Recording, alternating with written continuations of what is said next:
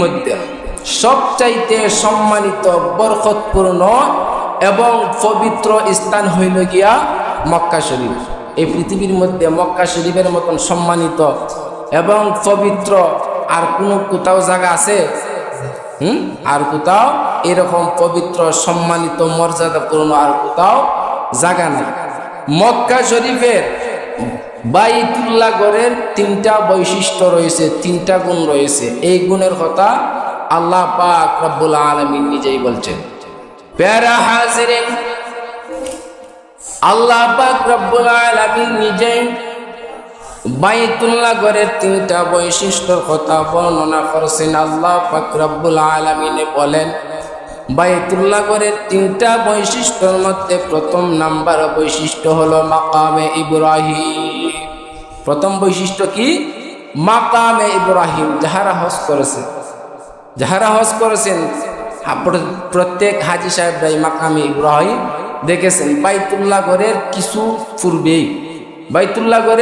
কিছু পূর্বেই সৌদির রাজা মাকামে ইব্রাহিমকে গ্লাস ফিটিং করে একটা নির্ধারিত জায়গার মধ্যে রেখে দিয়েছে।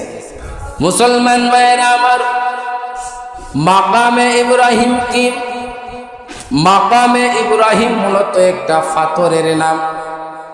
ইব্রাহিম আলাইহিস সালাতু ওয়াস সালাম যখন আল্লাহ পাক রব্বুল আলামিনের হুকুমে কাবাঘর নির্মাণ করেছিলেন, কাবাঘর আল্লাহ পাক রব্বুল আলামিন যখন ইব্রাহিম আলাইহিস সালাতু ওয়াস সালামকে হুকুম করছিলেন, ওয়া ইব্রাহিম, তোমার ছেলে ইসমাইল আলাইহিস সালাতু ওয়াস সালামকে নিয়ে আমার ঘর নির্মাণ করো।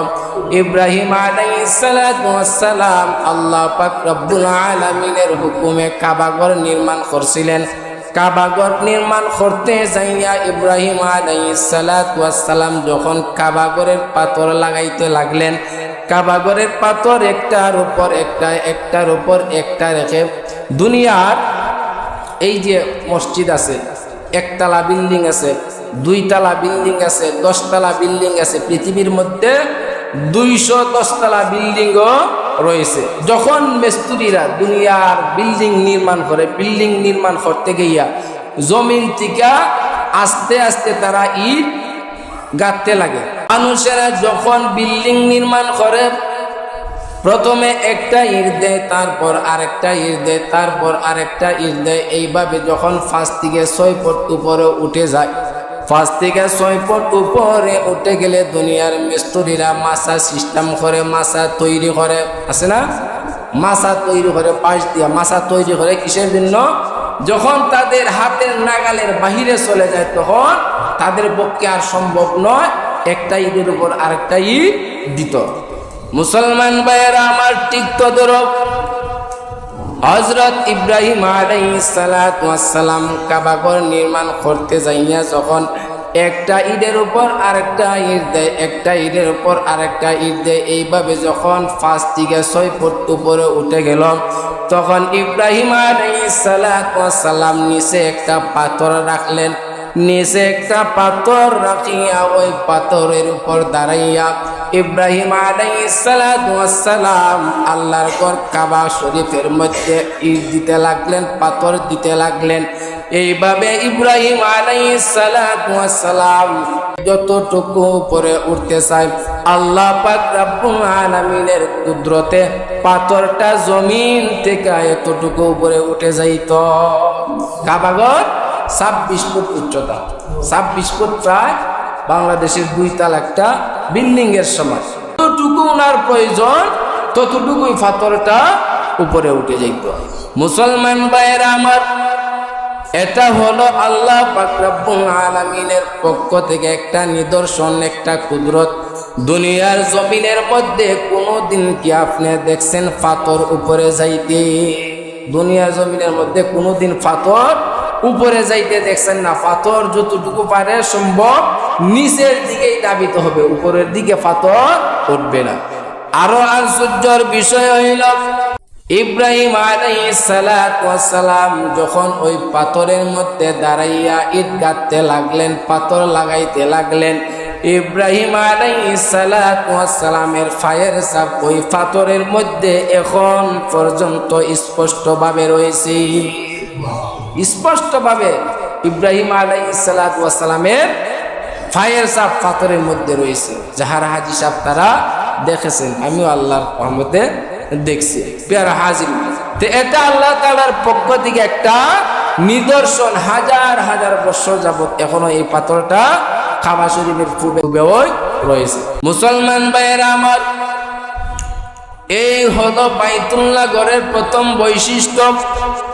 দ্বিতীয় নাম্বার বৈশিষ্ট্য হলো আল্লাহ পাক রব্বুল আলামিন স্বয়ং বলেন, কাবা শরীফের ভিতরে, মসজিদে হারামের ভিতরে যেই লোক প্রবেশ করবে ওই লোককে হত্যা করা আমি আল্লাহ পাক রব্বুল আলামিনের পক্ষ থেকে নিষেধ। ওই জায়গার মধ্যে মানুষ হত্যা করা বা যে কোনো প্রাণী হত্যা করা নিষেধ, নাজায়েজ। আরবিরা কিন্তু বৎসরের পর বৎসর, তারা যদি একজনের সাথে যদি আরেকজনের শত্রুতা হয়েছে, বৎসরের পর বৎসর অতিবাহিত হয়েছে, কিন্তু তাদের শত্রুতা শেষ হয়েছে না। কিন্তু তারা যখন এই বাইতুল্লাহর ঘরের সামনে উপস্থিত হয়েছে, মসজিদে হারামের ভিতরে যখন তারা গেছে, তখন আর তাদের শত্রুতা নাই। মুসলমান ভাইয়েরা আমার, ওই কাবা ঘরকে, বাইতুল্লাহ ঘরকে স্বয়ং আল্লাহ পাক রব্বুল আলামিন নিরাপদ রাখছেন। কেমন করে? ওই বাইতুল্লাহ ঘরকে পৃথিবীর বড় বড় স্বৈরা শাসকগণ, পৃথিবীর বড় বড় বাদশাহগণ ওই বাইতুল্লাহকে ধ্বংস করার জন্য অনেকেই অগ্রসর হয়েছেন, অনেকে গিয়েছেন, কিন্তু আল্লাহ পাক রব্বুল আলামিনের কুদরতে, আল্লাহ পাক রব্বুল আলামিনের হুকুমে কেউ ওই বাইতুল্লাহ ঘরকে ধ্বংস করতে পারে না। অনেক স্বৈরাচারী বাদশাহগণ এই বাইতুল্লাহ ঘরকে ধ্বংস করার জন্য অগ্রসর হয়েছে। জানেন না আবাবিলের ঘটনা? জানেন। আরো আউয়াল হামিরি নামক আরো একজন বাদশাহ ঘটনা রয়েছে কিতাবের মধ্যে বর্ণিত। প্যার হাজিরিন, তো 2 নম্বর বৈশিষ্ট্য কি? 2 নম্বর বৈশিষ্ট্য হলো বাইতুল্লাহর ভিতরে কেউ প্রবেশ করলে, মসজিদে হারামের ভিতরে কেউ প্রবেশ করলে ওই ব্যক্তি আল্লাহ তাআলার পক্ষ থেকে নিরাপদ, ওই ব্যক্তিকে হত্যা করা জায়েজ নাই। 3 নম্বর বৈশিষ্ট্য হলো আল্লাহ পাক রব্বুল আলামিন বলেন, বিসমিল্লাহির রাহমানির রাহিম, ওয়ালিল্লাহি আলান নাসি হিজ্জুল বাইতি মান ইসতাতা ইলাইহি সাবিলা।